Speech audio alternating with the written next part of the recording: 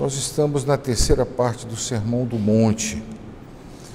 Já vimos que a primeira parte, o Senhor Jesus identifica quem são os seus discípulos, com uma série de bem-aventuranças que diz como é que ele se comporta no meio da sociedade. E apesar de se comportarem extremamente contrário à sociedade, ao ponto de alguém chamar aquilo de contracultura, o Senhor Jesus garante que eles são sal e são luz. Eles salgam e eles iluminam, sem receber sabor naquilo que do sal, sem receber trevas nas luzes. Ou seja, eles influenciam sem ser influenciados. A segunda parte do Sermão do Monte, o Senhor Jesus fala sobre a lei. E ele introduz o assunto falando da sua missão, que ele não veio revogar a lei, veio cumpri-la. E nós sabemos que em muitos sentidos.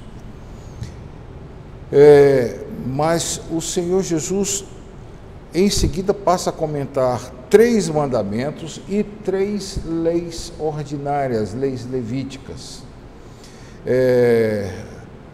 Todos 6 de grande importância, especialmente para nós nos dias de hoje, porque o Senhor Jesus diz que não basta fazer ou deixar de fazer alguma coisa concreta. Por exemplo, cumprir o não matarás, não é necessário que você apenas se abstenha de tirar a vida de alguém, mas se você já odiou ou menosprezou aquela pessoa, você já quebrou, não matarás. É isso que o Senhor Jesus ensina. No terceiro ponto, nós começamos ontem falando que esse ponto pode ser entendido por nós como as devoções. O Senhor Jesus fala sobre isso, e ele chama de guardar a justiça, e eu expliquei o modo como os judeus entendiam o que significava atos de justiça. Mostrei para os irmãos que o primeiro deles é a esmola e o último deles é o jejum. E que o que há de comum entre esmola e jejum é que deve ser feito com a maior discrição possível, de tal forma que uma mão não saiba o que o outro faz, no caso da esmola. E o jejum que você chegue a ponto de se maquiar, se for o caso, de fazer uma toalete completa, não deixar que ninguém perceba que você está jejuando. Deixei para hoje a oração. A oração está no capítulo 6, versículos 5 a 15. Mateus 6, de 5 a 15. Quando orardes, não sereis como os hipócritas, porque gostam de orar em pé nas sinagogas e nos cantos das praças para serem vistos dos homens. Em verdade vos digo que eles já receberam recompensa. Tu, porém, quando orardes, entra no teu quarto e, fechada a porta, orarás a teu Pai que está em secreto, e teu Pai que vê em secreto te recompensará. E orando não useis de vãs repetições como os gentios, porque presumem que pelo muito falar serão ouvidos. Não vos assemelheis, pois, a eles, porque Deus, vosso Pai, sabe o de que tendes necessidade, antes que lhe o peçais. Portanto, vós orareis assim: Pai nosso que estás nos céus, santificado seja o teu nome, venha o teu reino, faça-se a tua vontade, assim na terra como no céu. O pão nosso de cada dia dá-nos hoje, perdoa-nos as nossas dívidas, assim como nós temos perdoado aos nossos devedores, e não nos deixes cair em tentação, mas livra-nos do mal, pois teu é o reino, o poder e a glória para sempre. Amém. Porque se perdoardes aos homens as suas ofensas, também vosso Pai Celeste vos perdoará. Se, porém, não perdoardes aos homens as suas ofensas, tampouco vosso Pai Celeste perdoará as vossas ofensas. Irmãos, é muito parecido com o trato que Jesus emprega para falar da esmola e do jejum, mas tem 2 coisas que diferem. Aliás, 3. A primeira delas, que é igual, é que você deve dirigir-se completamente a Deus, não fazer a sua oração para ser visto pelos homens, como é dito do jejum e como é dito da esmola. Mas a oração pública, se aí diz que eu devo trancar-me no quarto e orar a Deus em secreto, como é que fica a oração pública? O Senhor não está proibindo a oração pública, o Senhor está regulamentando alguma coisa que vai além, é que a oração seja exclusivamente dirigida a Deus. Eu acho que todos nós já vimos pessoas que aproveitam o meio da oração para passar recados, ou para se elogiar, ou elogiar alguém. Pois bem, essa não é a função da oração. Segunda coisa que é diferente das outras e não encontra nem na esmola nem no jejum é que o Senhor Jesus diz que não useis de vãs repetições. A palavra que é traduzida por vãs repetições só aparece aqui. É uma palavra única no Novo Testamento. E basicamente é falar repetindo-se. É dirigir-se a uma pessoa e tomar o tempo dela com um discurso vazio e fútil. O Senhor Jesus proíbe isso. Mas aí o Senhor Jesus dá um exemplo de oração, e essa é a segunda diferença. A primeira é a proibição da repetição, a segunda diferença é que ele dá um exemplo de oração.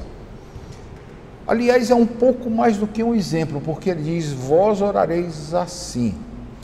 Pode significar um modelo ou um exemplo, como também pode significar uma oração que nós devamos fazer, talvez em coletividade. E é interessante que não é uma coisa que é apenas uma oração que nós não devamos repetir. Ao contrário, se nós queremos o pão nosso de cada dia, nós devemos repeti-la todo dia. Está bem claro. A petição pelo pão é diária. Embora a frase seja um pouco mais complicada em meios acadêmicos, mas é basicamente isso. A tradução está excelente. O pão nosso de cada dia dá-nos hoje. Pois bem, a primeira coisa que nós devemos fazer ao buscar, vamos somar como exemplo, como modelo, a primeira coisa que nós devemos fazer ao orar a Deus é chamá-lo de Pai. Ele não é um Deus distante, ele é o nosso Pai. Mas não é o meu, é o nosso Pai. Eu não posso buscar Deus pensando em mim só, eu tenho que buscar Deus pensando em todos nós. Mas não é qualquer Pai, é o Pai que está no céu, é o Pai querido, é o Abba Pai, mas é o Pai que está nos céus, que não deve ser tomado intimamente, com intimidade e irreverente. E devemos fazer pelo menos 3 pedidos de coisas que concernem a Deus: o nome, o reino e a vontade. Vocês repararam isso? É bem claro quando o Senhor Jesus nos manda: santificado seja o teu nome, venha o teu reino, faça-se a tua vontade. Nós não temos a menor condição de executar isso, nós não temos jeito de santificar o nome de Deus, a não ser por nós mesmos, evitando que nós mesmos profanemos o nome de Deus, mas santificar o nome de Deus por todo mundo é um pedido que só Deus pode fazer. Vir o reino, a única coisa que nós podemos fazer é viver como cidadãos desse reino, como súditos desse reino. Não podemos apressar a vinda dele. E mais, faça-se a tua vontade.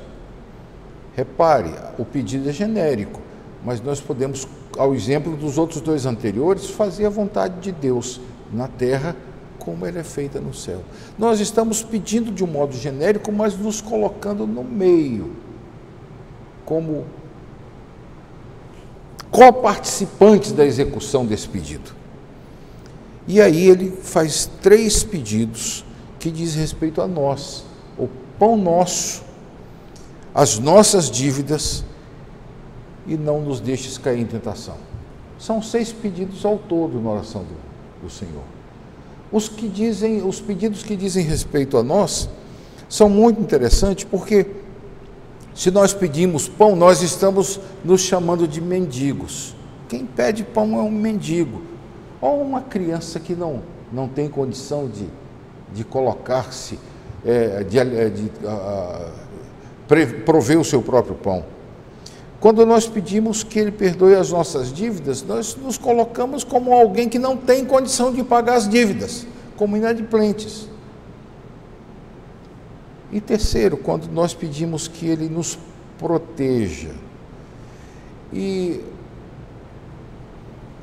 a oração que diz livra-nos do mal também pode ser traduzido por livra-nos daquilo que é mal ou daquele que é mal. Pode ser masculino, pode ser neutro. Irmãos, nós somos como crianças que não têm condição de prover o próprio pão, pagar as próprias dívidas ou nos proteger do mal. É isso. A oração serve basicamente para nos humilhar a nós mesmos e nos levarmos perante Deus, pedindo sobre as coisas que interessam a Ele. Mas a terceira coisa de diferença que há na oração do Senhor é que tem um pré-requisito para o perdão. Se você perdoar, você será perdoado. Se você não perdoar, você não será perdoado. É interessante que quando nós vimos que o Senhor Jesus falou sobre o 6º mandamento, não matarás, Ele diz: coloca-te em paz com teu adversário enquanto estás com ele ao caminho. Do contrário, é bom também somar com o conselho do apóstolo Pedro, quando ele exorta aos casados que se acertem para o bem das vossas orações. Ora, se no primeiro, colocar-se em paz com o próximo, a ponto de deixar a oferta sobre o altar e acertar a vida com o próximo, depois fazer a oferta no altar. No segundo, os casais que vivem brigados estão atrapalhando suas próprias orações. Meus irmãos, oração é importante, tão importante que nós não sabemos por quê. Ora, é dito que o Senhor Deus sabe do que nós necessitamos antes que o peçamos. Então, por que pedimos? Porque Ele nos mandou pedir. Realizamos de alguma forma, cumprimos alguma dessas coisas que pedimos? Não, é dele, é Ele exclusivamente que faz. Mas devemos pedir. Do contrário, nós corremos o risco de estar cometendo um grande erro. Isso deve afetar a nossa vida de oração aqui no seminário. Nós não sabemos por que orar, mas sabemos que o Senhor Jesus mandou. E temos muitas necessidades de orar, não apenas pelo que nos diz respeito diretamente, por estudar bem, produzir bem, fazer uma boa monografia, mas também, antes de começar essa oração, viver em paz com os nossos irmãos. Não deixar que o nosso orgulho atrapalhe a comunhão com os nossos irmãos. E lembrar que se nós estamos aqui tentando fazer a vontade de Deus no seminário, lutando para que o reino de Deus seja implantado através da sua igreja, e ao mesmo tempo tentando santificar o nome de Deus usando doutrinas sãs, façamos isso com desvelo e atitude de oração.